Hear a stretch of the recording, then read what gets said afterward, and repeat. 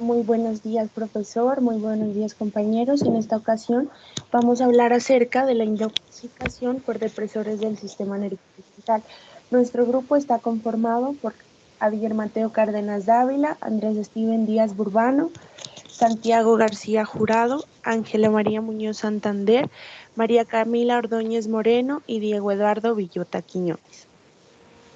Dentro de la tabla de contenido vamos a abordar la introducción, objetivos, justificación, metodología, marco teórico en el cual vamos a hablar acerca de la etiología, el mecanismo de acción, las manifestaciones clínicas, el diagnóstico y los laboratorios, como también las órdenes médicas, algoritmo y bibliografía.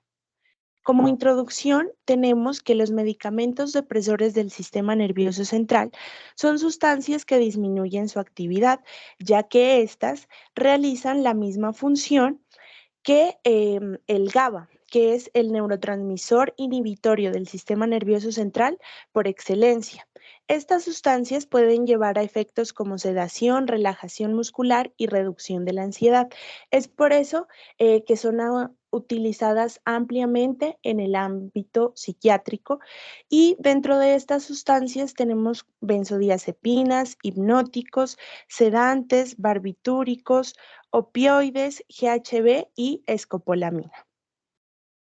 Dentro de los objetivos, el objetivo general es brindar la información completa de la intoxicación por depresores del sistema nervioso central, sus causas, síntomas, tratamientos y medidas preventivas. Como objetivos específicos tenemos identificar y explicar los principales depresores del sistema nervioso central, describir los mecanismos de acción de estos depresores y cómo afectan al sistema nervioso central, enumerar y explicar los síntomas comunes de las intoxicaciones por depresores, discutir las opciones de tratamiento, incluyendo la terapia de apoyo y la administración de antídotos en casos específicos. Dentro de la justificación, tenemos que la intoxicación por psicofármacos es motivo frecuente de consulta a servicios de urgencias. Habitualmente en los niños se realiza por ingestión accidental y en adultos por sobredosis intencional, pero también suele suceder por intoxicaciones medicamentosas o por otras sustancias tales como alcohol que pueden potenciar la toxicidad del fármaco. En estas imágenes podemos observar algunas intoxicaciones que se reportaron en la ciudad de Pasto. En la primera imagen observamos la escopolamina, que hubieron 2 intoxicaciones, 2 personas del género femenino y 6 del género masculino, para un total de 8. Depresores del sistema nervioso central, simplemente se nombra 2, pero aquí también tenemos intoxicaciones por barbitúricos, un total de 3, y sobre todo intoxicaciones por benzodiazepinas para un total de 115. Tener en cuenta que la escopolamina se ha utilizado sobre todo con fines de delincuencia. Dentro de la metodología, nosotros realizamos una búsqueda sistemática a través de diferentes plataformas como PubMed, ScienceDirect, Elsevier y Biblioteca Digital de la universidad, utilizando palabras claves como sistema nervioso central, depresores, benzodiazepinas, GHB y escopolamina, encontrando 175 artículos, realizando filtros de búsqueda. Utilizamos que sean artículos de revisión, que se hayan publicado durante los últimos 5 años y que estén en un cuartil entre Q1 y Q3, y encontramos 17 artículos, de los cuales aquí están citados. Dentro de la etiología, entonces tenemos escopolamina, GHB, benzodiazepinas, barbitúricos y opiáceos. Para empezar, vamos a hablar acerca de la escopolamina. Este es un alcaloide natural que se obtiene a través de la planta del género Datura arbórea. Esta es su principal componente y su principio activo. Comúnmente se conoce como cacao sabanero o también conocido como borrachera. Tiene una estructura similar a la atropina, pero difiere porque la escopolamina tiene un puente de oxígeno en los carbonos 6 y 7, y esto le da la capacidad de atravesar la barrera hematoencefálica, llevando al paciente a un estado de vulnerabilidad con amnesia de lo sucedido. Dentro del mecanismo de acción de la escopolamina, tenemos que esta es una sustancia que va a actuar en los receptores muscarínicos de M1 a M5, principalmente en los receptores que se localizan a nivel del sistema nervioso central, como son M1, M4 y M5. Tenemos que esta tiene efectos antagonistas, por lo que digamos, realiza una inhibición competitiva de la acetilcolina sobre los receptores muscarínicos.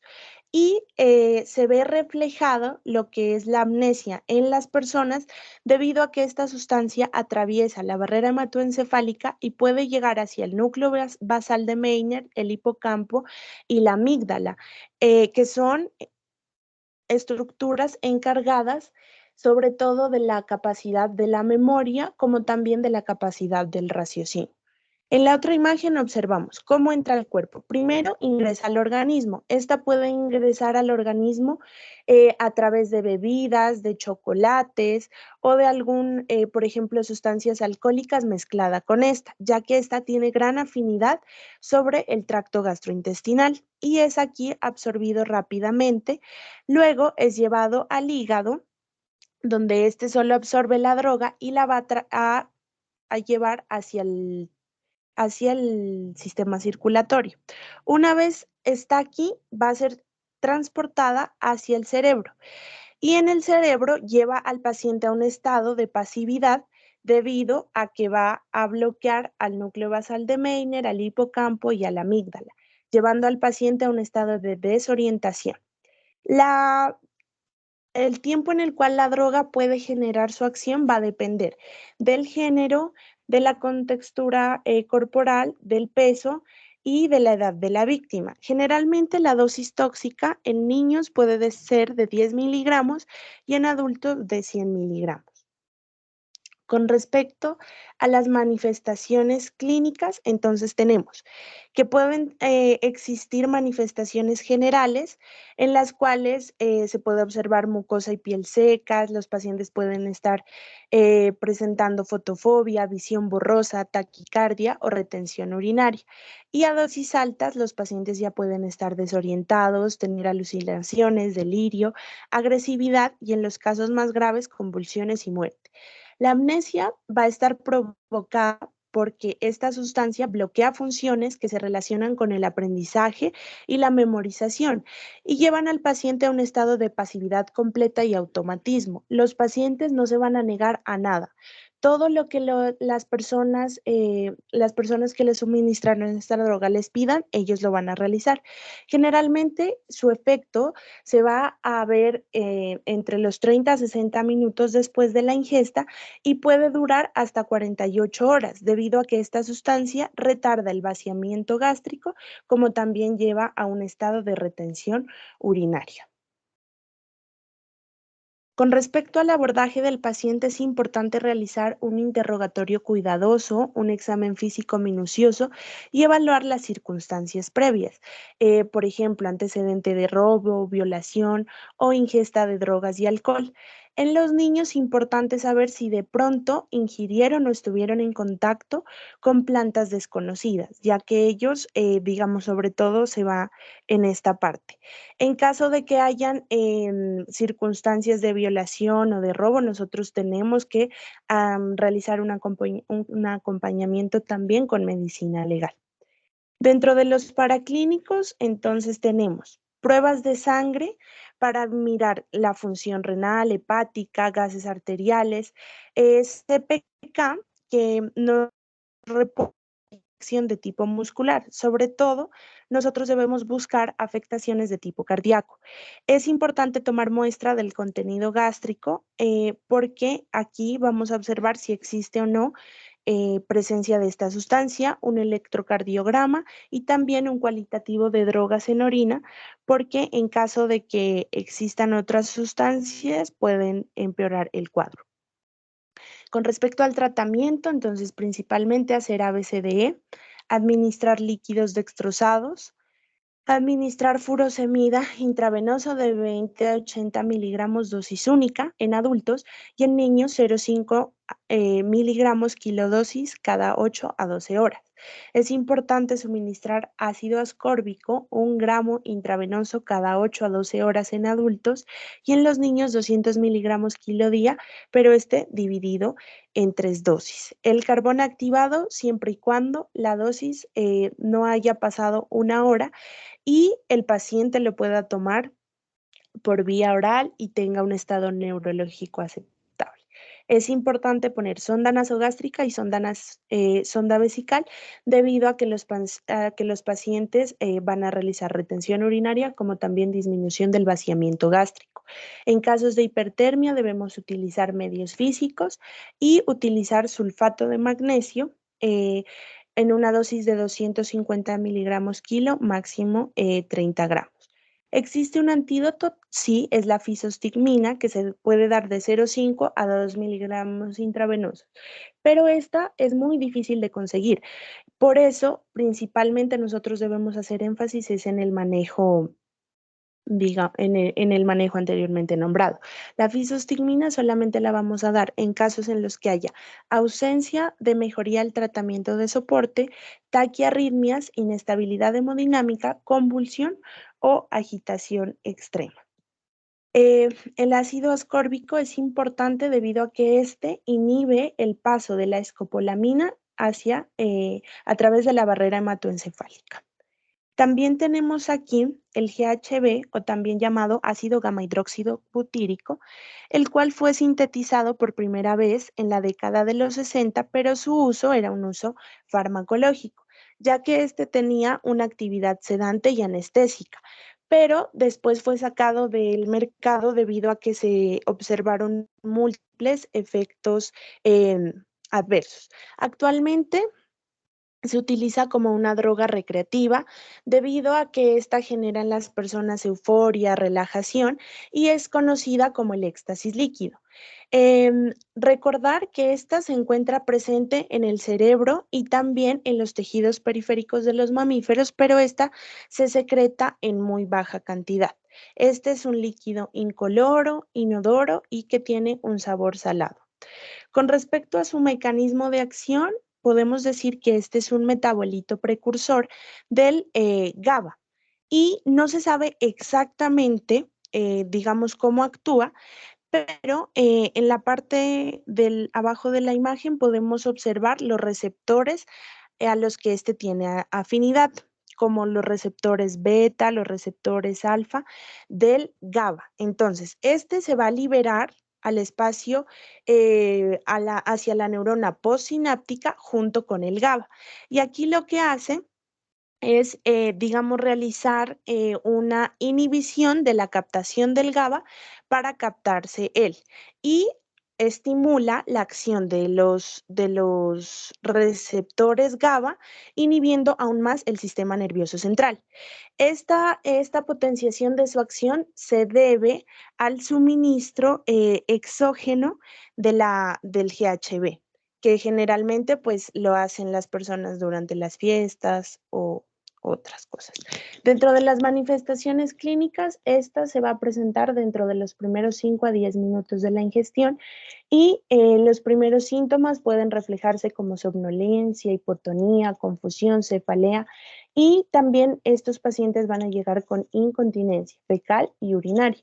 Y en las reacciones mayores ya observamos mioclonías, ataxia, delirio, alucinación, coma o muerte. Saber que este en dosis muy bajas puede llevar a los pacientes a la muerte porque potencia la acción del GHB que se secreta dentro de nuestro organismo.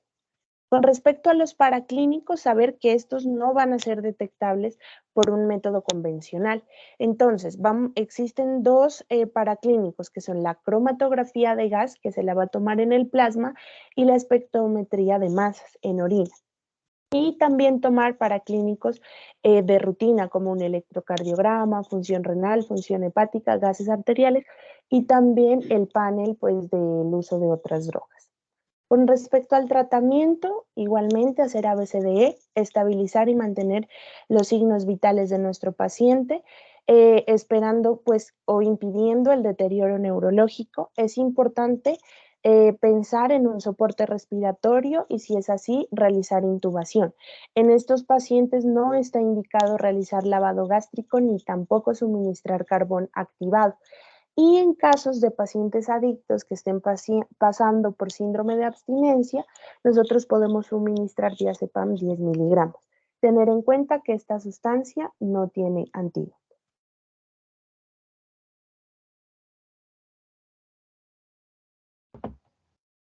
Bueno, para hablar ahora de los barbitúricos, vamos a decir que los barbitúricos son depresores no selectivos del sistema nervioso central. Tienen efectos sedantes hipnóticos. Actualmente están en desuso porque han sido pues, reemplazados en gran medida por las benzodiazepinas, ya que estas pues, tienen un antídoto disponible y tienen menor riesgo de sobredosis, ya que una sobredosis pues, relativamente pequeña de los barbitúricos puede resultar letal por depresión respiratoria y cardiovascular. Sin embargo, tienen utilidad como antiepilépticos como el fenobarbital y para la inducción de anestesia como el tiopental. Bien. Bueno, estos fármacos son liposolubles, es decir, que por ende se absorben con rapidez, atraviesan la barrera hematoencefálica, tienen una biodisponibilidad del 80% y alcanza su pico plasmático de 6 a 8 horas. Tiene un metabolismo hepático y se excreta por la orina. Tiene una clasificación que esta se va a realizar de acuerdo a su liposolubilidad o duración, es decir, entre más liposoluble, más rápido va a ser su efecto a menores dosis. Entre estos tenemos los barbitúricos de acción ultracorta, los cuales su acción inicia en minutos y dura hasta 3 horas, como por ejemplo los anestéticos como el tiopental o el tiamidal. De acción corta, su duración es menos de 3 horas, como por ejemplo los hipnosedantes como el pentobarbital o la secobarbital. Acción intermedia, su acción es más prolongada, dura más o menos hasta 6 horas. En estos tenemos a los hipnosedantes como el butabarbital o el amobarbital, y de acción prolongada, la acción se prolonga por más de 6 a 12 horas, y aquí tenemos el fenobarbital y el barbital. Siguiente.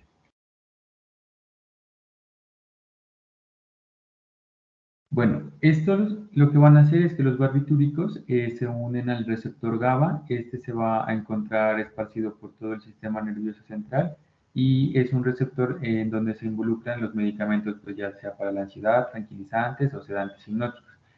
Estos lo que van a hacer es que se van a unir al receptor GABA, específicamente a la subunidad alfa, abriendo unos canales de cloro por más tiempo y por ende aumentando la entrada del mismo. Tenemos en cuenta que GABA es el principal neurotransmisor inhibidor del sistema nervioso central, que actúa pues, para reducir su actividad neuronal. Al aumentar esta entrada de cloro, lo que va a hacer es que va a hiperpolarizar a la neurona, bloqueando el impulso nervioso, de modo que no se liberen neurotransmisores y por ende que no haya sinapsis, lo que pues explica su capacidad para deprimir el sistema nervioso central y así contribuir a su toxicidad. Este efecto se produce tanto a nivel posináptico como presináptico y se relaciona pues como con el empleo de estos fármacos como los anestésicos, hipnosedantes y ansiolíticos. Bien.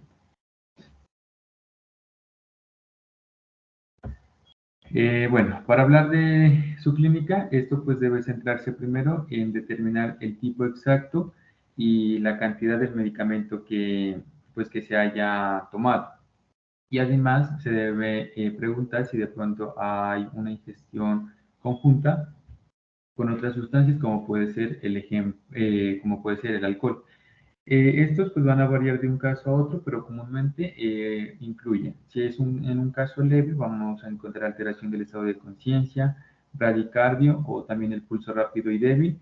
El paciente puede presentar vértigo, náuseas, debilidad muscular, también puede presentar sed, oliguria, disminución de la temperatura y pupilas dilatadas o contraídas. Y en los casos graves o mortales se caracteriza por presentar pues coma, hipotensión, depresión respiratoria, que se puede evidenciar con cianosis, hipotermia, y también puede estar presente el edema pulmonar, que es otra complicación asociada con la toxicidad de los barbitúricos y que contribuye a la depresión pues, respiratoria y la muerte. En la parte del diagnóstico, el diagnóstico es más que todo clínico. Este pues se basa principalmente en la exploración física, en la historia clínica, pues suele ser suficiente para dar un diagnóstico, y también se puede realizar pruebas de toxicología, incluidas las pruebas de orina y suero, en la cual se puede detectar la presencia de barbitúricos en el organismo hasta 5 días después de la ingestión. Siguiente. Bueno, para hablar del tratamiento, pues este en sí es de apoyo, ya que no existe un antídoto específico y el objetivo es impedir su absorción y aumentar su eliminación. Entonces, lo primero que se va a realizar es que vamos a descontinuar el barbitúrico. Tenemos que tener en cuenta que el cese abrupto de este puede provocar síntomas de abstinencia grave. Por lo tanto, la interrupción de los barbitúricos debe ser de forma gradual, utilizando medicamentos pues, que demuestren una tolerancia, siendo la primera línea las benzodiazepinas. Vamos a realizar la parte del ABCDE, pues la primera opción es estabilizar al paciente, evaluando los ítems.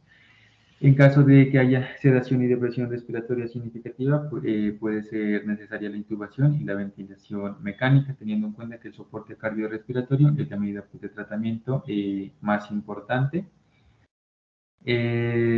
Vamos a descartar lo que es la hipoglucemia, ya que es un diagnóstico diferencial que es muy frecuente. Vamos a realizar el lavado gástrico con carbón activado, vamos a usar 1 gramo por kilo si la intoxicación pues, es en la primera hora. También vamos a realizar lo que es la alcalinización urinaria.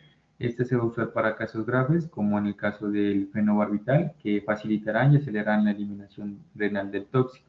Lo puede hacer con bicarbonato de sodio intravenoso, 1 miliequivalente por kilo, en solución salina al 0.9%. La primera mitad se la va a administrar en 1 hora y la siguiente se las va a administrar en un periodo de 3 horas. Tener en cuenta que en estos pacientes, pues si hay un paciente que tenga hipopotasemia, esta va a complicar la administración de bicarbonato. Por ende, esta debe ser corregida antes para poder alcalinizar de manera adecuada y pues verse así favorecida la reabsorción tubular. Y por último tenemos la parte de la hemodiálisis o hemoperfusión, en la cual se realiza en casos pues, más graves, donde hay una hipotensión sostenida, hay alteración hemodinámica que no responde pues, el paciente al previo tratamiento, y donde también se puede presentar falla renal. Siguiente.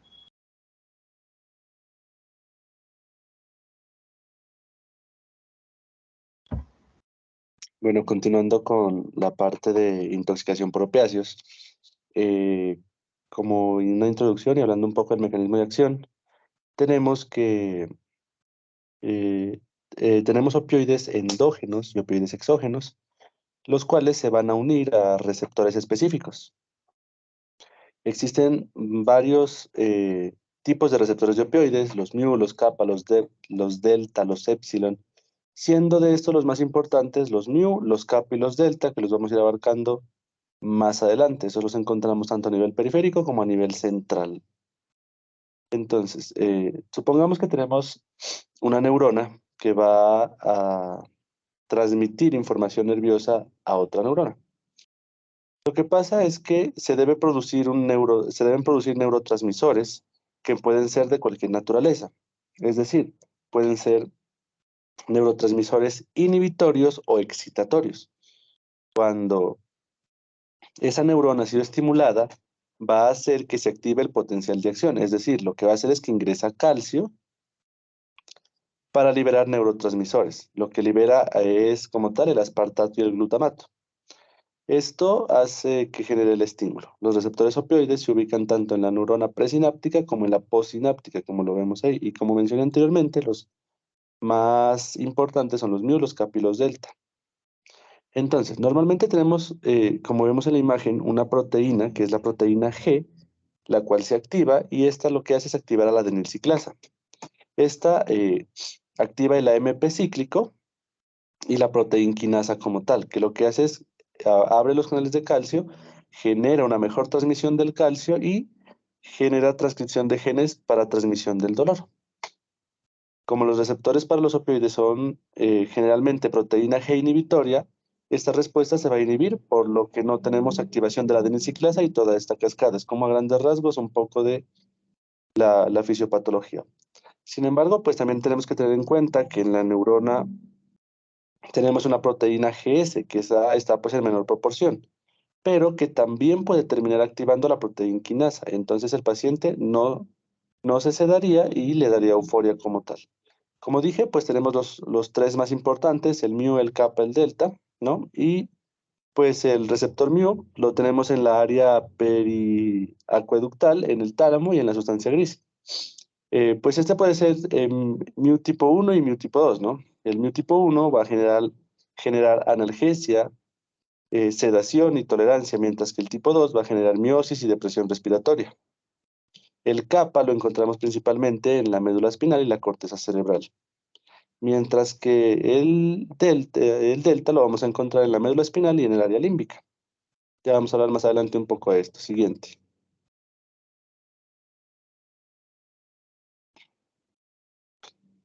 Entonces, para entender cómo actúan los opioides en sus propios receptores, hay que tener en cuenta qué es un agonista y qué es un antagonista. Como lo vemos aquí en la imagen, tenemos pues primero un agonista puro.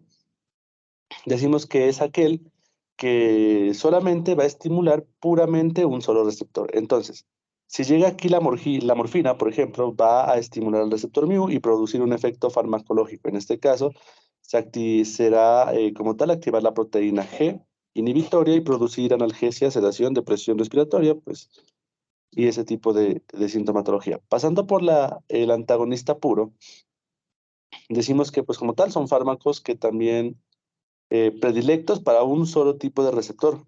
Ejemplo, si llega un antagonista puro como la naloxona, que es como el que lo vamos a ver más adelante, inhibe ese efecto farmacológico, por lo que genera una reversión del efecto propiamente dicho. Cuando decimos que es un agonista y antagonista, vamos a tener una estimulación de un receptor, pero al mismo tiempo se puede hacer una inhibición de otro. Por ejemplo, un fármaco puede ser agonista de kappa, pero al mismo tiempo puede actuar como un inhibidor de mu, del receptor mu. Entonces, genera un efecto, pero logra inhibir el otro. Finalmente, los agonistas parciales, pues lo que hacen los agonistas parciales son lo mismo, o sea, pero en este caso tienen un efecto parcial y no total como los anteriormente mencionados. Siguiente. Bueno, en esta diapositiva es una gráfica en la cual miramos la acción de distintos fármacos opioides sobre los receptores. Entonces, si vemos aquí, tenemos unas siglas, AG, que es un agonista, AN, un antagonista, AP, un agonista parcial, y la cantidad de cruces va a ser la magnitud de acción. Entonces, tenemos aquí un listado de medicamentos.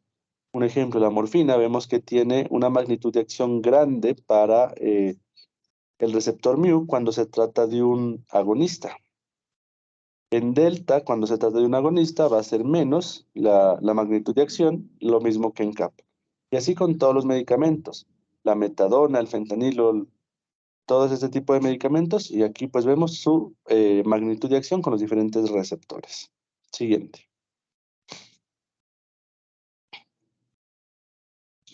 Antes de continuar, pues vamos a hablar un poco de una terminología que se debe tener en cuenta y se debe conocer. Entonces, cuando hablamos de un opioide, nos referimos a unas sustancias naturales, que pueden ser naturales o sintéticas, y esos actúan, pues, como dije, en los principales tres receptores que mencioné, el mu, el kappa, el delta. Pueden tener efectos como tal analgésicos, así como también efectos depresores del sistema nervioso central.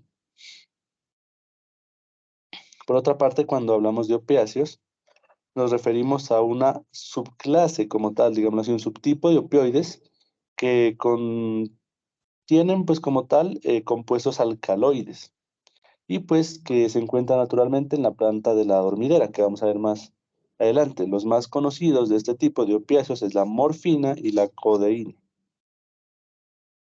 Otro término a tener en cuenta es la heroína, La heroína como tal es un derivado de la morfina y es como tal el opioide que es más común en el uso de abuso de sustancias inyectadas. Cuando hablamos de opio, la siguiente palabra,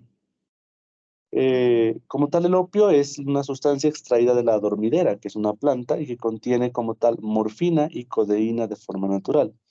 Se autoadministra más comúnmente en los pacientes con este abuso de estas sustancias, fumado, aunque también puede ser ingerido de forma oral. Cuando nos referimos a una endorfina, decimos que es como una subclase de opioides, pero que estos, a diferencia de ellos, va a constar de unos péptidos endógenos.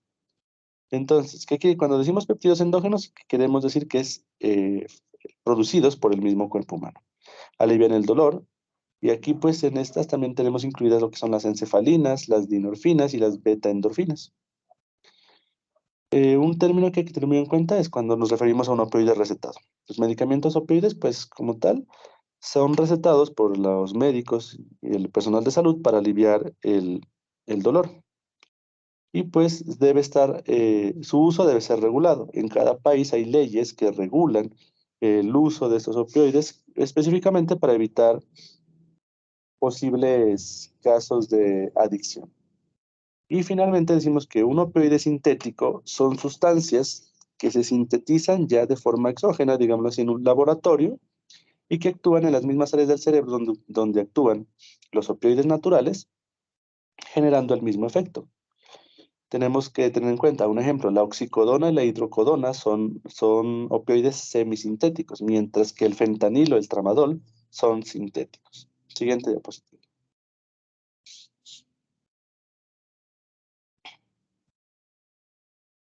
Anterior a esa.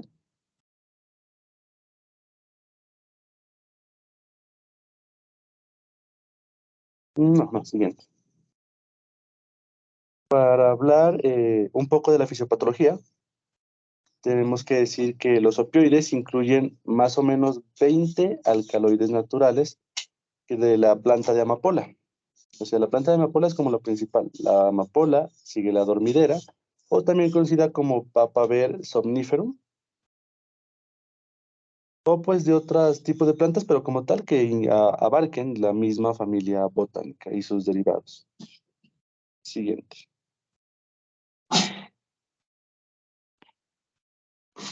Bueno, los opioides, como dije al inicio, interactúan con receptores específicos del sistema nervioso central, lo que hacen es inhibir la actividad de las fibras dolorosas. Estos receptores están distribuidos ampliamente en el sistema nervioso central y periférico y pues como tal en los tractos como el tracto gastrointestinal.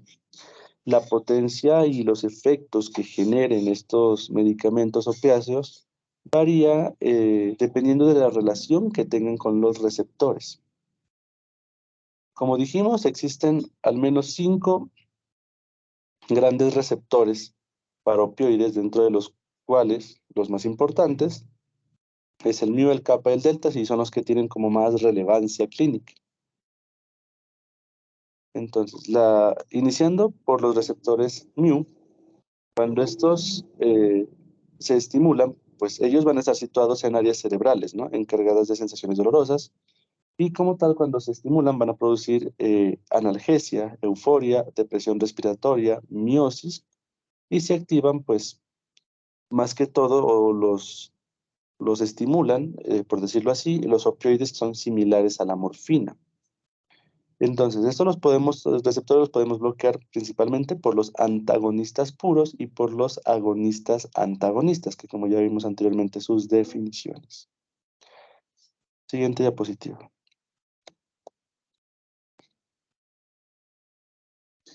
Cuando hablamos de los receptores kappa, estos los vamos a encontrar principalmente en lo que es la médula espinal y el cerebro. Como tal, pues también el efecto produce una analgesia, puede producir miosis, depresión respiratoria y sedación. Y pues como tal, los que los estimulan son los agonistas antagonistas. Por otra parte, la estimulación del receptor delta lo que nos va a producir es como tal disforia, alucinaciones, psicosis, incluso convulsiones. podemos decir que con los opiáceos conseguimos un nivel de tolerancia en los efectos eufóricos y analgésicos y sedantes. Pero no se puede conseguir una tolerancia con los efectos de constipación y miosis, que pues, como lo vamos a ver más adelante, pueden considerarse como efectos adversos. Siguiente. Bueno, en este cuadro vamos a tener los principales fármacos opioides, codeína, hidrocodona, heroína, y y en la columna de al lado tenemos lo que es la dosis tóxica de cada medicamento, por eso es muy importante, y en algunos tenemos incluso la dosis letal. Un ejemplo, hablando de codeína, cuando decimos que tenemos una dosis tóxica, decimos que es mayor a 360 miligramos día. Mientras que cuando ya tenemos de 7 a 14 miligramos por kilo, ya podemos hablar de una dosis letal. Y así con los demás medicamentos, la hidrocodona, la heroína, la morfina, el tramadol, que son los que tienen más importancia clínica. Siguiente.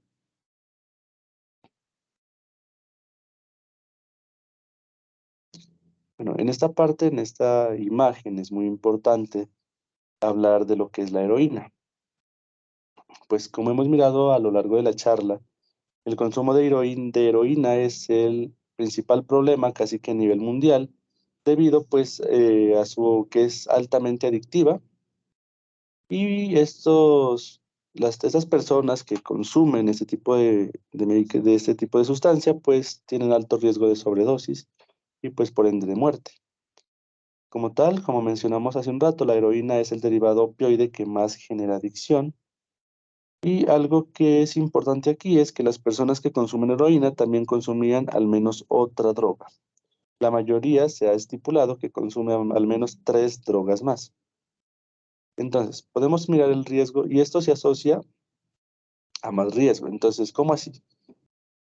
Podemos mirar el riesgo de las personas con adicción al alcohol. Tienen 2 veces más riesgo de tener adicción a la heroína. Los que tienen adicción a la marihuana tienen 3 veces más riesgo de presentar adicción a la heroína. La cocaína son 15 veces más.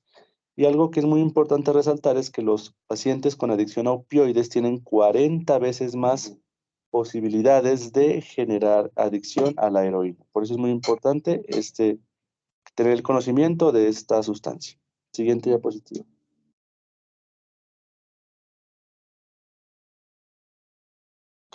Hablando ya un poco más de farmacocinética, decimos que los efectos máximos de estos medicamentos se ven aproximadamente a los 10 minutos si este se ha administrado de forma endovenosa.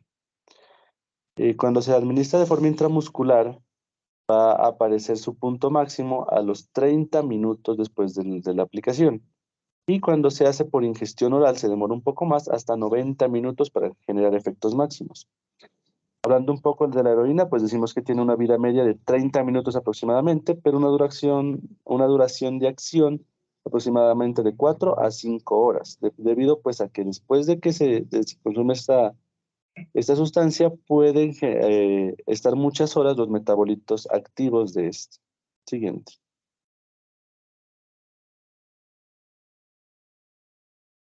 Bueno, seguimos con pues la parte de farmacocinética todavía y decimos pues que estos medicamentos generalmente tienen una buena absorción, la cual puede ser oral, rectal, endovenosa o respiratoria. Por cada uno de estos pues genera una absorción bastante buena. Una vez ingresa, genera su distribución en lo que es riñón, hígado, cerebro, pulmones, músculo esquelético y placenta. O sea, va a abarcar casi todos los tejidos. Su metabolismo es hepático y su excreción se va a dar principalmente por orina. Eso hay que tener en cuenta en cuanto a la farmacocinética del medicamento. Siguiente.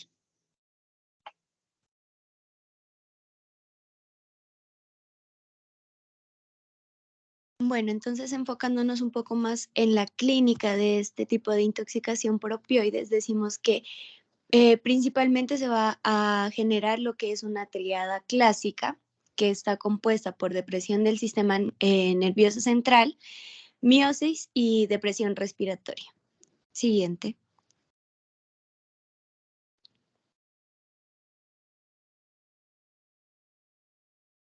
Bueno, entonces enfocándonos un poco sobre cada sistema, lo que genera en el sistema nervioso central es que esta intoxicación va a producir una depresión sensorial que puede oscilar desde una somnolencia en el paciente, pero que esta puede llegar hasta un coma profundo.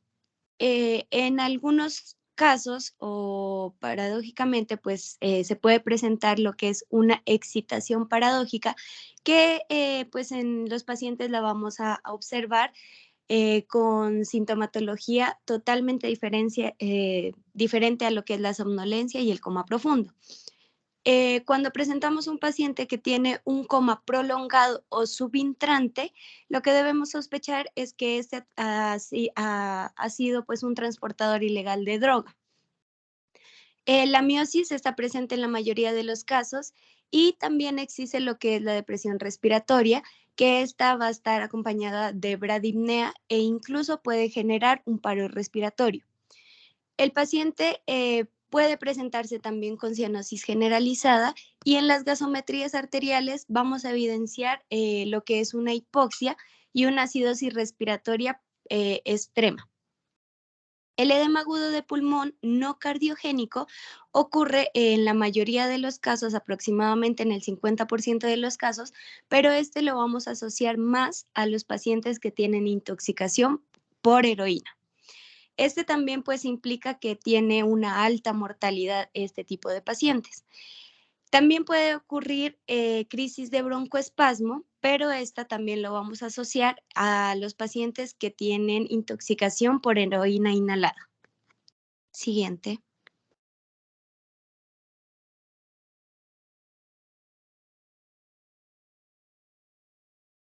En cuanto al sistema cardiovascular, vamos a decir que los opioides lo que producen aquí va a ser una hipotensión por una vasodilatación venosa y bradicardia. Sin embargo, puede producir también hipertensión arterial reactiva o pues secundaria a lo que es una hipoxia y la acidosis importante que decíamos anteriormente que presentaba este tipo de pacientes.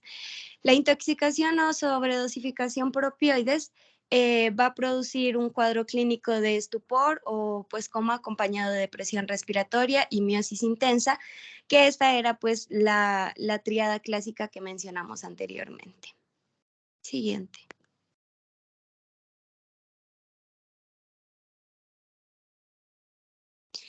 En cuanto a las complicaciones, pues debemos tener en cuenta que los fármacos opiáceos son herramientas pues muy importantes para aliviar el dolor de diferentes orígenes.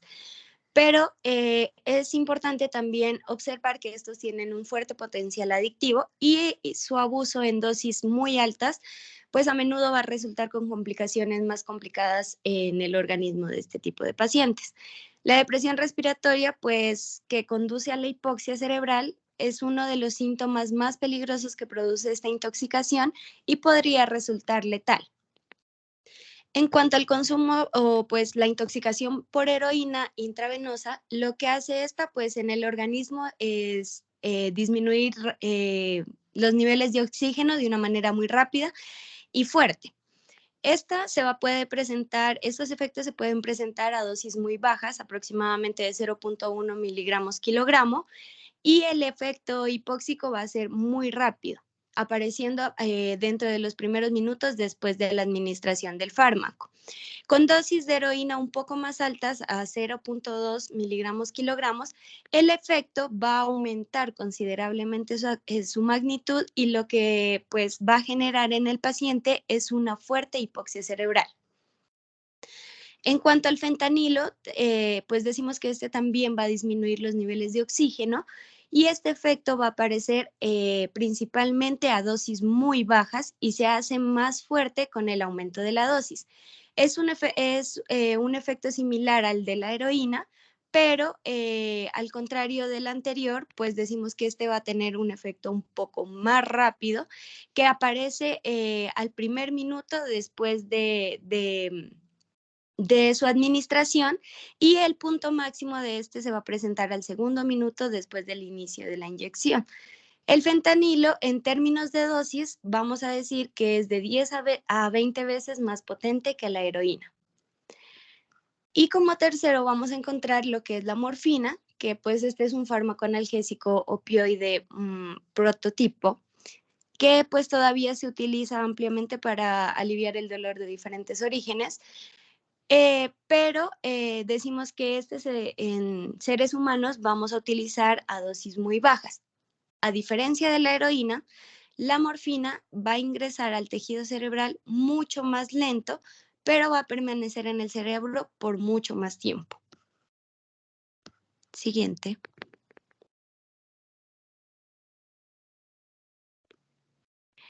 En cuanto al diagnóstico, decimos que en la intoxicación por opioides va a ser principalmente un diagnóstico clínico. Por lo tanto, es fundamental la información que sea proporcionada por el paciente, por su familia o por el acompañante. También, pues toda la historia clínica completa, la historia situacional y los hallazgos del examen físico. En este examen físico debemos mirar usualmente lo que es la tríada clásica, que es la depresión respiratoria, pupilas mióticas y la depresión del nivel de conciencia.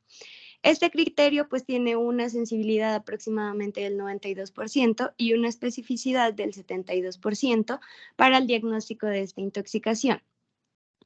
Aquí decimos que los resultados de las pruebas de laboratorio no van a ser indispensables en el manejo inicial del cuadro tóxico, pero pueden ser útiles para evaluar las condiciones médicas recurrentes que puede presentar el paciente o también evaluar las complicaciones.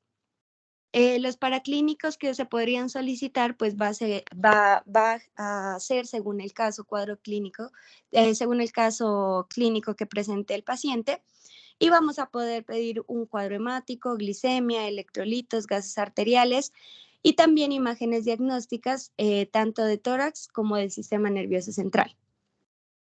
En cuanto a las pruebas de tamizaje de drogas en orina, pues estas se dice que pueden confirmar el uso reciente de opioides, pero algunos fármacos o análogos sintéticos como el fentanilo y el tramadol no van a ser detectados por este tipo de pruebas. Adicionalmente, pues puede pedirse otro tipo de pruebas como lo son el BUN, la creatinina, el CPK, citoquímico de orina, electrocardiograma, y en pacientes que usan drogas intravenosas puede o debe descartarse complicaciones infecciosas asociadas. Por lo tanto, pues ellos pueden presentar endocarditis, meningitis bacteriana, hepatitis viral o VIH principalmente.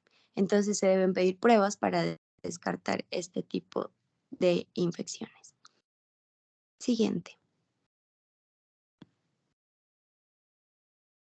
En cuanto al manejo y el tratamiento, decimos que el manejo de un paciente intoxicado siempre debe contemplar lo que es la estabilización inicial, el soporte vital básico y el manejo específico del cuadro tóxico. En estos casos específicamente vamos a hacer énfasis en lo que es la vía aérea, teniendo en cuenta pues que se genera un compromiso respiratorio, que es la principal causa de muerte en este tipo de intoxicaciones. Y debemos establecer lo que es accesos venosos para administrar medicamentos. El primer objetivo terapéutico en este caso será mantener una adecuada ventilación del paciente mediante un soporte ventilatorio y la administración de antagonistas de receptores de opioides, que principalmente vamos a administrar en este tipo de pacientes la naloxona, que en este caso sería el antídoto. La naloxona la vamos a poner en 0.4 miligramos intravenosa o subcutáneo. Se puede aplicar cada minuto hasta completar los 2 miligramos. Si observamos que el paciente no tiene una respuesta adecuada, debemos incrementar esta dosis de naloxona a 2 miligramos cada 5 minutos hasta llegar a los 10 miligramos. En la dosis para niños mayores de 5 años va a ser la misma que la de los adultos. En cuanto a los recién nacidos, incluyendo prematuros y que tengan menos de 20 kilogramos, la dosis va a ser 0.01 a 0.1 miligramos kilogramo y esto se debe repetir cada 2 a 3 minutos. La infusión la vamos a poner de 0.4 a 0.8 miligramos hora y estas deben estar diluidas en solución salina o destroza. El efecto de la naloxona va a ser un efecto muy corto o más corto que el de los opiáceos, por lo que no se debe suspender la monitorización del paciente, por lo menos después de 6 horas que el paciente se encuentre asintomático. En el tratamiento también se puede combinar lo que es la buprenorfina como terapia de mantenimiento. Siguiente.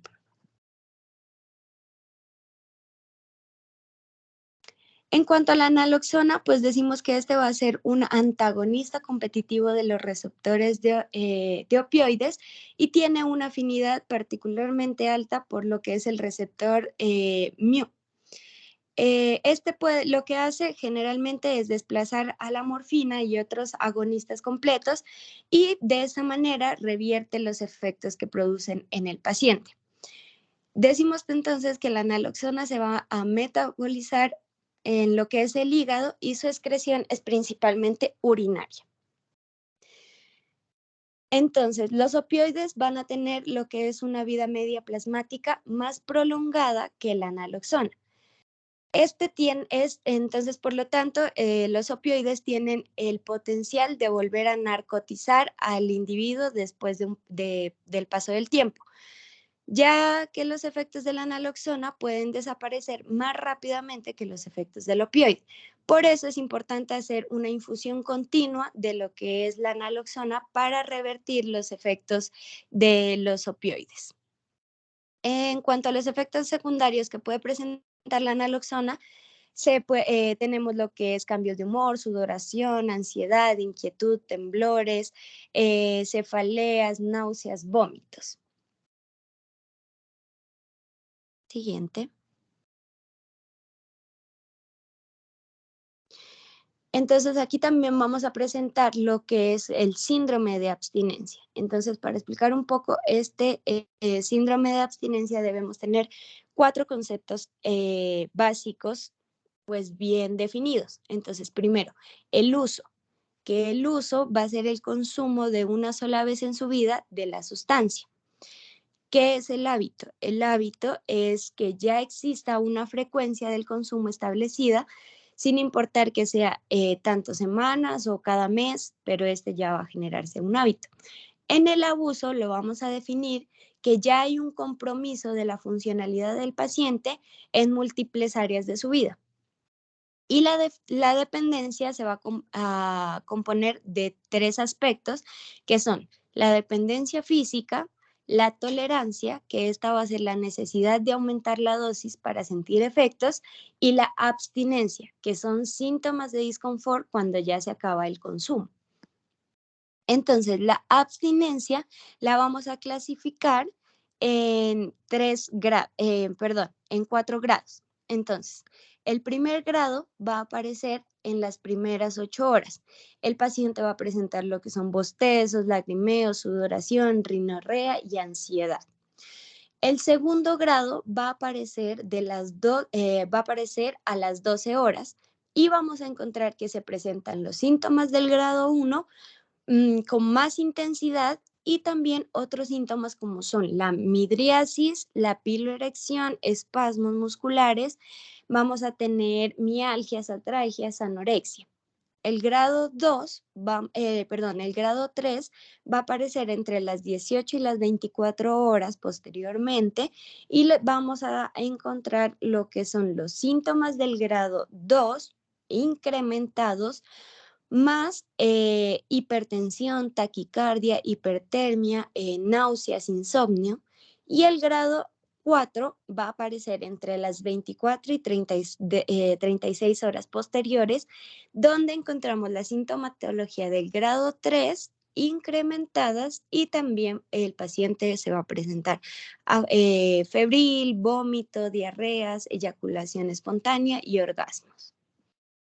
Siguiente, por favor.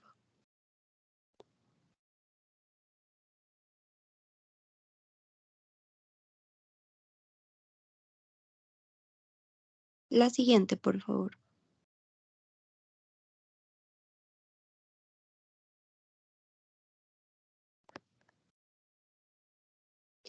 Listo. En cuanto al diagnóstico, este se va a hacer por medio del DSM-5, que es el Manual Diagnóstico y Estadístico de Trastornos Mentales. Entonces aquí vamos a tener que este va a constar de A, B, C y D. Y este va a tener unos parámetros donde vamos a diagnosticar el síndrome de abstinencia. Siguiente.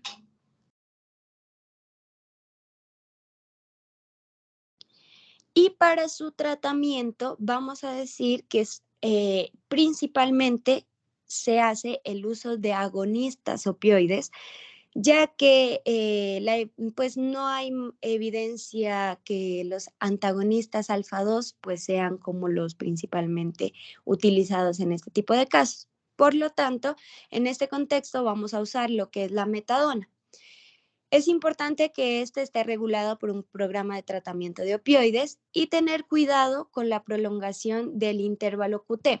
Por eso, para este tipo de pacientes hay que tener en cuenta los antecedentes tanto de arritmias como anormalidades cardíacas. La buprenorfina se inicia cuando se inicie la sintomatología como tal del paciente. Y pues aquí decimos que los alfa-adrenérgicos pues no se deben usarlos por riesgo de hipotensión refleja y el paciente debe estar muy bien monitorizado.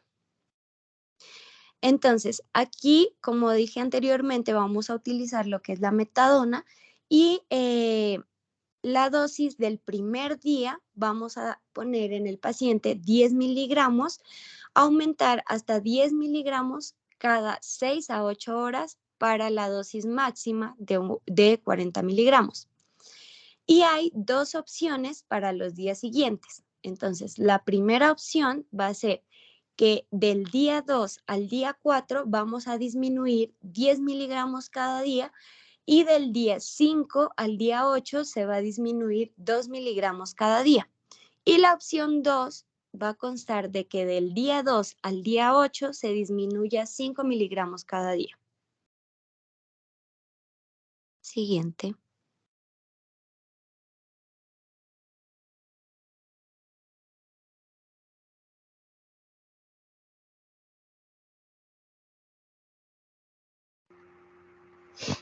Listo, entonces para continuar con intoxicaciones por sedantes,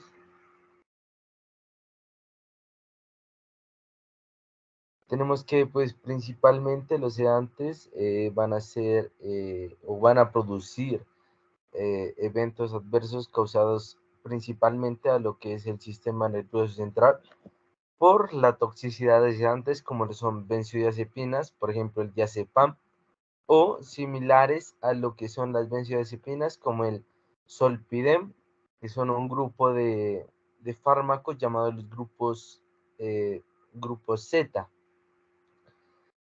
Pueden ser también producidos por lo que son los barbitúricos como el butalbital o similares a lo que son los barbitúricos como el meprobato.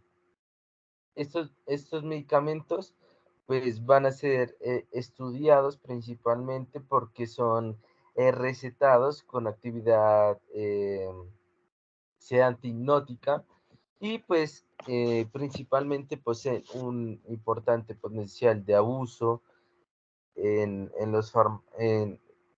estos fármacos.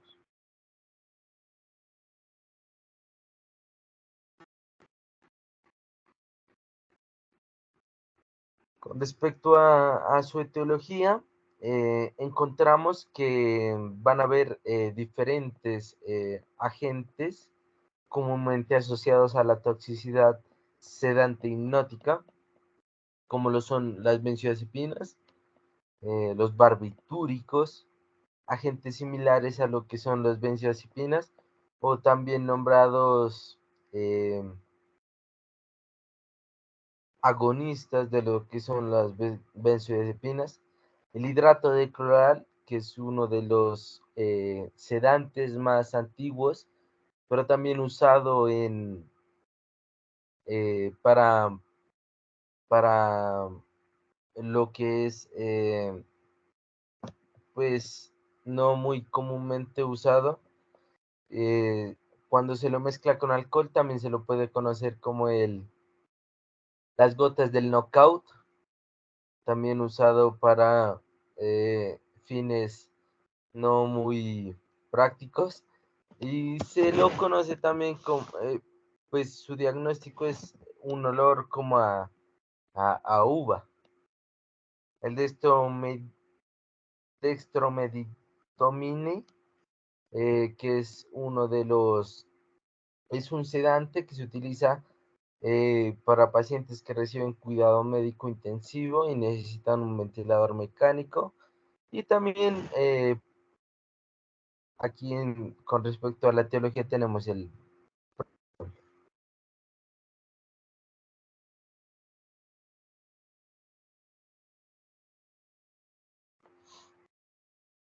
con respecto a su teología, los agentes sentinóticos, con respecto a la sobredosis tóxica, encontramos un artículo muy interesante, el cual nos habla de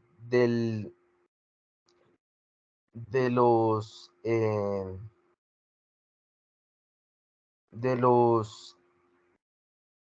agentes más usados para la intoxicación, por decirlo así. Y pues en primer lugar tenemos a las benzodiazepinas en un 54%, como lo vendría siendo el clonazepam, lorazepam, diazepam, midazolam, alprazolam. En segundo lugar tenemos a los relajantes musculares en un 21%, como el ciclobenzaprina, baclofeno, tizadina. En tercer lugar, en un 13% tenemos otros sedantes, como lo serían la gabapentrina, pregabalina, el propofol. En un 9%, los agonistas benzodiazepínicos, como lo son el grupo Z, también llamado el solpirem, sopiclona, esopiclona, saloprem. Y en una minoría, pero no menos importante, también tenemos los barbitúricos, como el fenobarbital, pentobarbital, butalbital,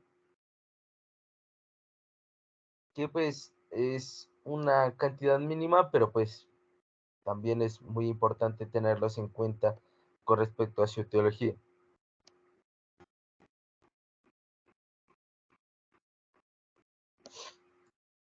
Nosotros principalmente nos vamos a enfocar en la intoxicación por benzodiazepinas, y es muy importante pues abarcar lo que es la clasificación de las benzodiazepinas, dependiendo de su vida útil. Tenemos principalmente pues la vida ultra corta, de 1 a 3 horas. Aquí principalmente podemos nombrar dos fármacos, como lo son el midazolam. Ahí tenemos su respectiva dosis de 1 miligramo mililitro, y el triazolam de 0.125 gramos.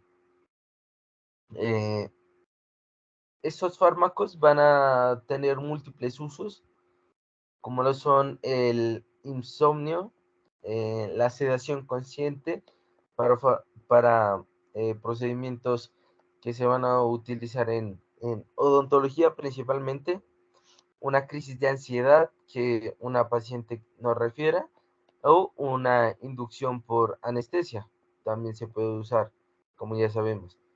Como efectos principales o de advertencia tenemos las alergias, apnea, parada respiratoria, hipotensión, alergias, agitación, temblor, somnolencia, y muy importante lo que es la tolerancia y la dependencia con respecto a estos fármacos.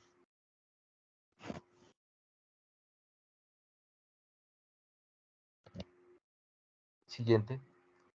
También tenemos lo que son los fármacos de vida corta. tenemos lo que es el alprazolam de 0.2 a 0.5 miligramos, el lorazepam de 0.5 a 2 miligramos y el bromazepam de 1.5 miligramos. Si bien van a tener múltiples usos, principalmente a estos pacientes con lo que es fobia y pánico, neurosis, trastorno de ansiedad más complicado que los otros, y inducción para estatus epiléptico, que principalmente se va a usar el lorazepam por su vida útil. También van a tener diferentes efectos adversos y se recomienda no usarlo mayor a 12 semanas y principalmente usarlo en lo que son sus dosis mínimas para evitar principalmente lo que es la dependencia a estos fármacos.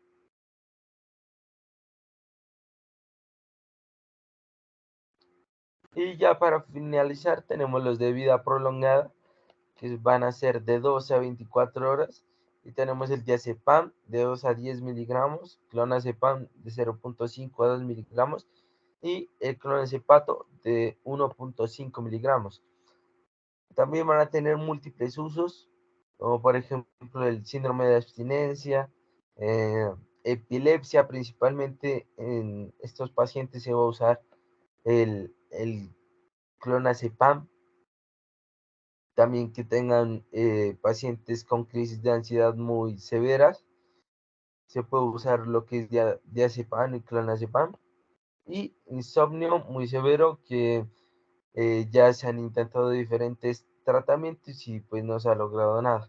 También tenemos diferentes efectos adversos a estos fármacos, como lo son alergias, depresión, depresión respiratoria, apnea, parada respiratoria, hipotensión, agitación, temblor. Y importante también en estos fármacos, no usarlos mayor a 12 semanas y tratar de usar la dosis mínima o pues para no enfocarnos en lo que es la tolerancia y dependencia, que ya vamos a ver más adelante.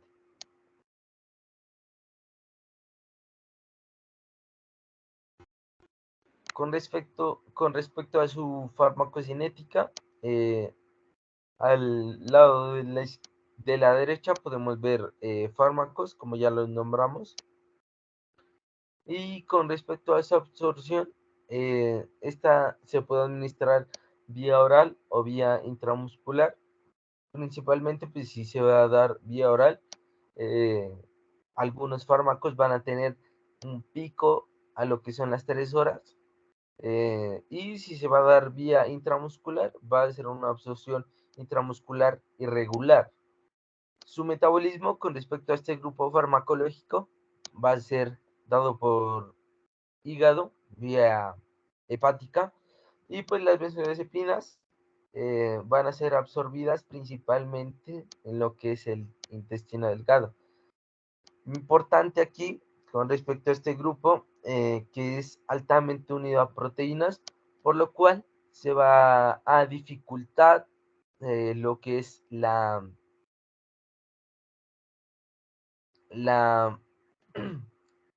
eh,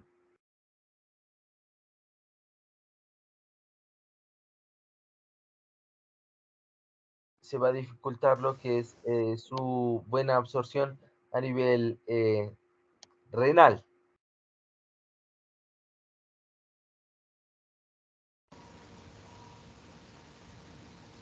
Listo. Y bueno, para continuar, para hablar un poquito acerca del metabolismo de lo que son las benzodiazepinas, bueno, todas las benzodiazepinas que podemos observar en el lado izquierdo tienen que llegar a ser lo que es la glucocoronoconjugación, para posteriormente, como dijo mi compañero, ser eliminadas, ser excretadas por vía renal. Hay que tener en cuenta esto porque hay unas ciertas benzodiazepinas que no van a metabolizarse por lo que es el gen CYP3A4, y entonces pues no van a toca tenerlos en cuenta en pacientes que son hepáticos. Bueno, aquí tenemos la clordiazepóxido, que es la primera benzodiazepina, por eso la colocamos como de primera. Y aquí también nombrar que todas las benzodiazepinas van a tener metabolitos activos. Por ejemplo, el diazepam, que es una benzodiazepina muy utilizada en este medio, hay que tener en cuenta que va a tener unos metabolitos activos, por ejemplo, el nordazepam y oxazepam. Según estos metabolitos activos, podemos explicar la vida larga en el tiempo de las benzodiazepinas. Aquí tener también en cuenta con este oxazepam, que este también, además de ser un metabolito activo para el diazepam, se lo va a utilizar como fármaco como tal, o sea, se lo puede utilizar, va a tener como dos funciones, por decirlo así, metabolito activo y fármaco como tal. Bueno, aquí viene la diferencia, la gran importancia de estos fármacos que van a ser el temazepam, el oxazepam y el lorazepam. Un fármaco, el lorazepam, muy utilizado en lo que es en emergencias. Estos tres fármacos no van a metabolizarse por la enzima CYP3A4 que va a estar en el hígado, y ya vamos a ver más adelante la importancia de esta.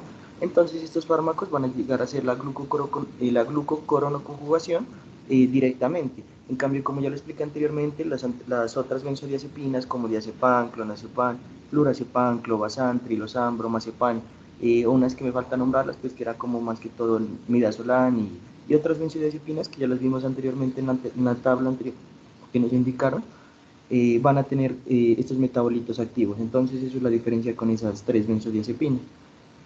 Siguiente, por favor.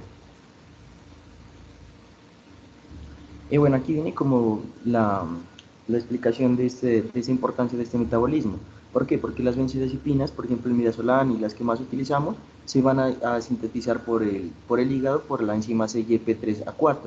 Entonces, ¿qué pasa? Cuando se las combina con fármacos que son inhibidores o fármacos que son inductores, como ya los vamos a ver más adelante, lo que van a hacer, pues los fármacos inhibidores van a inhibir el metabolismo del CYP3A4, valga la redundancia. Entonces el fármaco o la benzodiazepina no se va a metabolizar. Entonces se va a aumentar la benzodiazepina, la concentración del fármaco va a estar aumentada en lo que es el cuerpo.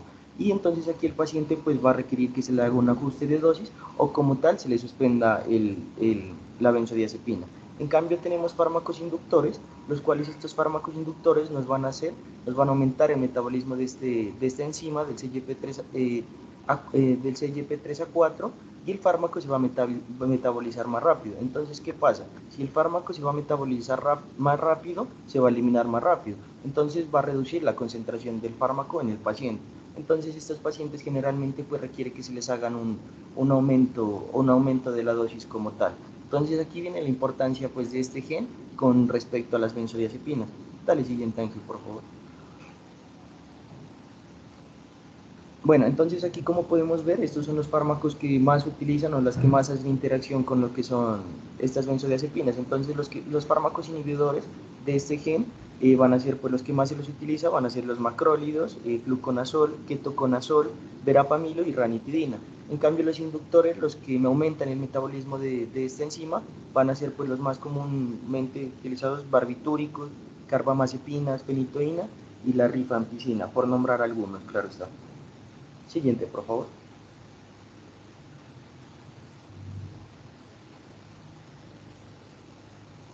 Ángel, siguiente, por favor.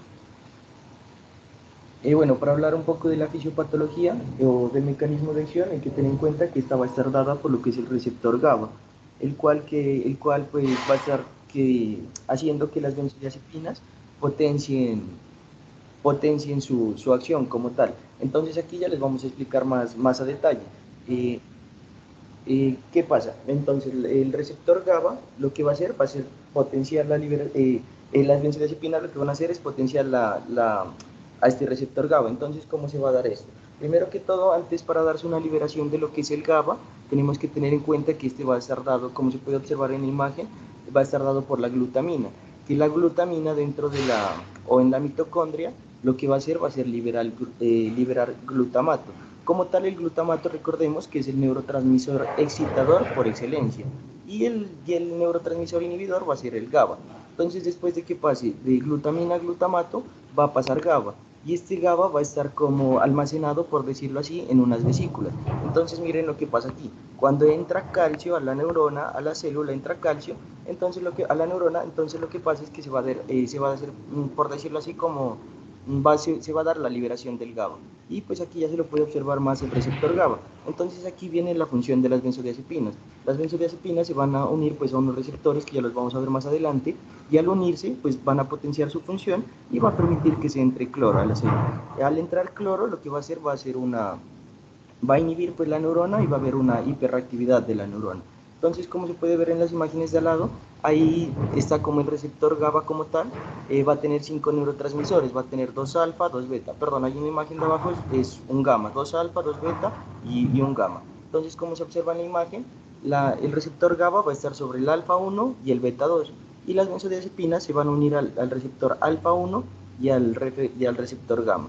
Entonces, como ya lo dije, las benzodiazepinas pues van a potenciar la acción de este GABA. Aquí también podemos observar abajo de donde dice benzodiazepinas, donde está señaladito con el cuadro rojo, el flumacenilo, que el flumacenilo va a ser el antídoto de una intoxicación por benzodiazepinas. Entonces lo que hace va a ser como un antagonista competitivo de las benzodiazepinas, permitiendo pues que no se potencie esa opción del GABA. Y abajo donde está señalado los barbitúricos, como para diferenciar, como ya lo explicaron mis compañeros anteriormente, lo que hacen estos barbitúricos y otros anestésicos es abrir como tal el canal del cloro. En cambio las benzodiazepinas potencian al GABA. En cambio estos barbitúricos solo abren el canal, y pues al abrir el canal pues también se va a hacer una entrada de cloro. Eso es como para diferenciarlos de los otros. Siguiente, por favor. Bueno, ahora sí miremos lo que es la acción farmacológica de estas benzodiazepinas. Entonces, estas benzodiazepinas lo que van a hacer, pues, o los efectos que van a estar en el sistema nervioso central, según se les incremente, se les aumente la dosis de las benzodiazepinas, como para relacionarlo, como para lo tengan en cuenta, va a tener como la misma acción o los mismos efectos que el alcohol. Entonces, póngase un ejemplo, las personas que están tomadas y están borrachas van a iniciar con unos efectos de sedación y ansiolisis. Entonces, por ejemplo, aumentan la dosis de alcohol, y estos pacientes generalmente inician a hacer una relajación muscular. Por ejemplo, a veces los pacientes, pues, estas personas se caen o pues hacen una relajación muscular. Posteriormente se va a dar un periodo como de hipnosis. Entonces los pacientes aquí van a estar relajados, van a estar felices, y también pues va a haber van a iniciar pues estos pacientes como en el hipnosis, al momento que se les aumente la concentración de benzodiazepinas, o como lo tomen como ejemplo lo del alcohol, estos pacientes generalmente estas personas cuando han tomado harto, pues ya se inician a quedar dormidas, y en fin, en general pues ya inician como a tener sueño y así. Después de esto va a dar un periodo como de anestesia. Entonces, por ejemplo, los borrachitos, y cuando están borrachos se golpean, se dan duro, o tienen cualquier accidente y no van a sentir dolor porque van a pasar a un periodo de anestesia. Y aquí es la diferencia con lo de las benzodiazepinas, ya que estas benzodiazepinas, perdón, ahí la línea roja se ha corrido, porque las benzodiazepinas no van a llegar a ser una depresión vulvar, y ni mucho menos un estado de coma si se las da o se las administra sola. Estas generalmente, si acaso, llegan a ser un poco de depresión vulvar. En cambio, pues el alcohol y los barbitúricos, estos sí me van a generar una depresión vulvar y una coma. Por eso las benzodiazepinas solas rara vez van a resultar pues en enfermedades respiratorias o en manifestaciones hemodinámicas severas o graves. Entonces, por eso se dice que las benzodiazepinas tienen un amplio margen de seguridad. Claro está, si se las da solas, porque cuando estas se las combina con otros medicamentos, opiáceos, barbitúricos o algunas drogas o algunas sustancias, esta curva roja pasa a ser una curva azul, como la de los barbitúricos. Siguiente, por favor. Continuando con lo que son las manifestaciones clínicas, estas tenemos que tener en cuenta que van a depender de la vía de administración. Entonces, si la vía de administración de estas benzodiazepinas fue intravenoso, el inicio de las manifestaciones clínicas va a ser muy rápido. En cambio, pues si es por vía oral, suele tardar aproximadamente de 30 a 120 minutos. Y aquí en la tabla, pues dale siguiente, por favor. Aquí pues vamos a tener como las manifestaciones clínicas más relevantes, por decirlo así. Entonces, en el sistema nervioso central suelen presentarse manifestaciones como incoordinación, depresión respiratoria, coma, pero como ya lo dije, generalmente cuando se las combina con otros fármacos o con otras sustancias. Nistagmus, alteración del habla, amnesia anterógrada, neuromusculares como ataxia, hipotonía, cardiovasculares, pues generalmente suele haber un inotropismo negativo, cronotropismo negativo, y también se suele dar un efecto de hipotensión. En respiratorias, la disminución de la frecuencia suele ser de la frecuencia respiratoria, y en gastrointestinales generalmente náuseas, emesis, o pues se dice que incontinencia, aunque no es muy inusual en algunos pacientes, por eso está en paréntesis. Siguiente, por favor. Con respecto también a estos fármacos, tenemos una abstinencia a lo que son los sedantes hipnóticos. Como ya lo dije anteriormente, estos fármacos pueden ser utilizados o administrados a largo plazo y pues, como ya lo explicó mi compañero, con respecto a su farmacología, van a actuar en lo que es el GABA agonista. Esos fármacos, al ser administrados en un tramo de tiempo indeterminado, pues van a generar lo que es la tolerancia farmacodinámica y también con respecto a esto, pues van a generar lo que es el síndrome de abstinencia, por lo cual no se pueden suspender abruptamente y se recomienda principalmente ir disminuyendo su dosis o su administración levemente. Tenemos aquí, por ejemplo, si son unas benzodiazepinas de acción corta, disminuirlas en lo que son 24 horas. Si son un agente agonista GABA, entre las 24 y 36 horas. O si son unas benzodiazepinas de acción prolongada, como ya lo vimos, entre 4 a 8 días para ir disminuyendo pues la administración de estos fármacos. Con respecto a su diagnóstico, principalmente va a ser clínico y pues importante, como ya sabemos, hacer una buena anamnesis y hacer estas preguntas que son principalmente importantes, como que qué medicamentos está tomando el paciente, cuánto y durante cuánto tiempo estuvo tomando el medicamento el paciente y si este paciente es medicado por varios especialistas o por varios fármacos, preguntar a qué medicamentos tuvo acceso este paciente. Importante aquí con respecto a la intoxicación por benzodiazepinas, las benzodiazepinas no se pueden detectar en una prueba estándar de detección de drogas de orina, por lo que ya nombramos en su farmacocinética. Comprobar también o se podría mandar diferentes laboratorios para comprobar la concentración de otros fármacos, como lo son etanol, fenitoína, fenobarbital, los cuales nos pueden ayudar a confirmar nuestro diagnóstico o a descartar la sospecha diagnóstica que tengamos por intoxicación por benzodiazepinas. Y pues la detección de drogas rutinaria en orina, como ya lo dije, es muy difícil, o que nos puede llevar a lo que es falsos positivos o falsos negativos con respecto a estos fármacos.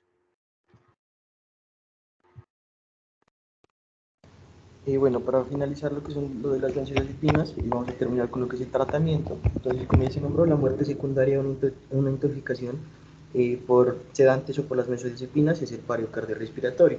Entonces, como ya se ha mirado o se ha abordado en los anteriores TON síndromes, el principal tratamiento pues, va a ser el ABCD, la vía aérea, la respiración, la circulación, el estado de la conciencia del paciente y la exposición del paciente que ha tenido este fármaco. Bueno, también hay que tener en cuenta, como se ha nombrado en algunos otros toxíndromes, la eliminación del tóxico. Entonces, la eliminación del tóxico la vamos a hacer pues con carbono activado si está en tiempo ventana, si es en menos de una hora. Siguiente, por favor. Bueno, aquí lo importante, el tratamiento, como lo nombré anteriormente, en lo que es el metabolismo de las benzodiazepinas o en el mecanismo de acción de estas benzodiazepinas, hay que tener en cuenta que estas van a tener una intoxicación por benzodiazepinas y van a presentar su antídoto. Y el antídoto va a ser el flumazenil. El flumazenil, como lo expliqué en el metabolismo de las benzodiazepinas, va a trabajar como un antagonista competitivo de las benzodiazepinas, permitiendo pues que no se potencialice el GABA y no se haga una entrada de cloro y pues revierte los efectos depresores de lo que es el sistema nervioso central. Las dosis de este va a ser bolo inicial de 0.2 miligramos intravenoso y si el paciente pues no presenta respuesta, va a haber un bolo seguido de 0.3 miligramos con intervalos de entre 30 segundos y un minuto. Máximo es una dosis de 5 miligramos. Para tener en cuenta, este antídoto generalmente pues es utilizado si se tiene la certeza que el paciente es intoxicado solo con benzodiazepinas, para pues evitar efectos adversos. Y listo, muchas gracias.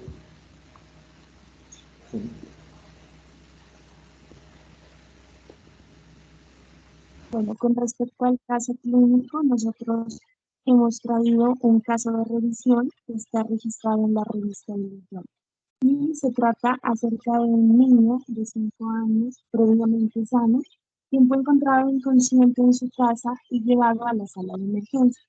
Según los informes, estaba más cansado de lo habitual el día anterior a la presentación, pero por lo demás actuaba normalmente antes de irse a dormir esa noche. En la revisión de los sistemas fue negativa, su examen reveló pupilas puntiformes bilaterales de 2 milímetros con reflejos corneales intactos, reflejo nauseoso ausente, sin respuesta a estímulos dolorosos y postura extensora. Estos hallazgos se acompañan de taquicardia de 128 latidos por minuto, taquipnea 26 respiraciones por minuto, hipoglicemia con un valor de 49 miligramos de decilitro e hipertensión con valores de 143, 69 milímetros de mercurio. Tenía lesiones eritematosas de varios tamaños bilateralmente sobre la parte media de las piernas y el tórax, que luego estas evolucionaron.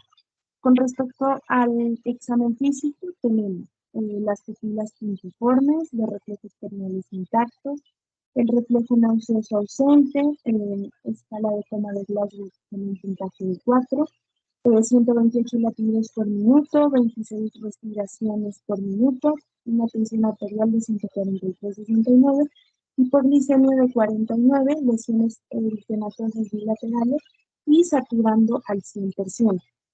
Y se realiza una intubación. Con respecto a la parte inicial, se observa un edema cerebeloso. 9 horas después se realiza una resonancia magnética en la cual se observa ventriculomegalia y compresión del tronco encefálico secundario a agresión. Posteriormente una conversión hemorrágica dentro del cerebro. Encontramos laboratorios compatibles con distinción de tipo hepático y renal, coagulación intravascular diseminada y rhabdomiólisis. Encontramos un pH arterial de 7 y también acidosis láctea. Encontramos dentro de la sintomatología la prueba de exposición a la toxina, encontramos síntomas neuroconductuales y hallazgos radiográficos clásicos que deben generar una sospecha de leucoencefalopatia inducida por opioides. Dentro de los paraclínicos se toma hemograma, gases arteriales, electrocardiograma, función renal, electrolitos, CTK, TAC de cráneo y radiografía de tórax. Con respecto al tratamiento, este paciente es tratado primeramente con medidas de soporte y suministrándole el antídoto, que es la naloxona, en una presentación de 0,4 mililitros cada 2 a 3 minutos con una dosis máxima de 10 miligramos. Bueno, en cuanto a la parte pues ya de órdenes médicas, pues tenemos que tener en cuenta que previamente se tuvo que haber realizado el ABCDE. Para estabilizar, pues se debe tener en cuenta la parte de las vías aéreas, la respiración y la circulación, un acceso venoso, oxígeno suplementario, monitoreo cardíaco y oximetría de pulso. Y intubación endotraqueal en caso de ser necesario y el carbono activado no está indicado en exposición para opioides. Entonces, primero vamos a hospitalizar a nuestro paciente en sala de reanimación. Vamos a monitorizar al paciente una vez se sospeche la toxicidad por opioides. Oxígeno, cuando el paciente pues está en apnea, ventilar usando una máscara con válvula de bolsa conectada a oxígeno suplementario. Nada bioral, vamos a poner líquidos endovenosos, 20 cc por kilo de solución salina al 0.9%. En cuanto a medicamentos, pues la naloxona en dosis de 0.4 a 2 miligramos intravenosa o intramuscular. Si no se tiene respuesta adecuada, se debe pues de aumentar la dosis a 2 miligramos cada 5 minutos hasta llegar a 10 miligramos. Como laboratorios vamos a realizar una prueba de detección de drogas en orina. Esta nos va a detectar pues todos los analgésicos opioides, un hemograma, función hepática, función renal, pruebas de VIH, sífilis, hepatitis A, B y C, creatinina, fosfoquinasa sérica, electrolitos, gases arteriales. Vamos a solicitar un electrocardiograma, una radiografía de tórax y vamos a hacer la valoración con psiquiatría para determinar en caso de que pues, se haya realizado con intentos suicidas. Siguiente. Bueno, en cuanto a las conclusiones, tenemos que las intoxicaciones por opioides son muy comunes en nuestro medio, por ende, pues debemos estar capacitados en el tema para poder resolver estas situaciones de manera eficaz.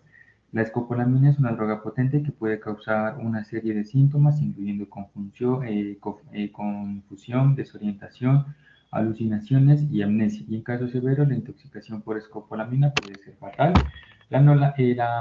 Naloxona y otros tratamientos han demostrado disminuir la mortalidad de los pacientes que sufren una intoxicación por opioides.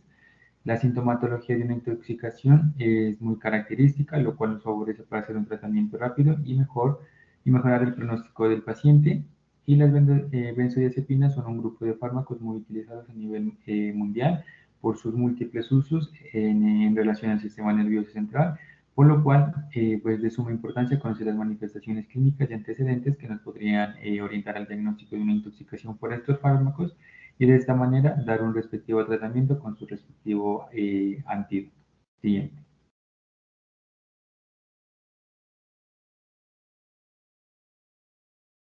Aquí tenemos nuestro algoritmo. Siguiente. Y esta es nuestra bibliografía. Gracias.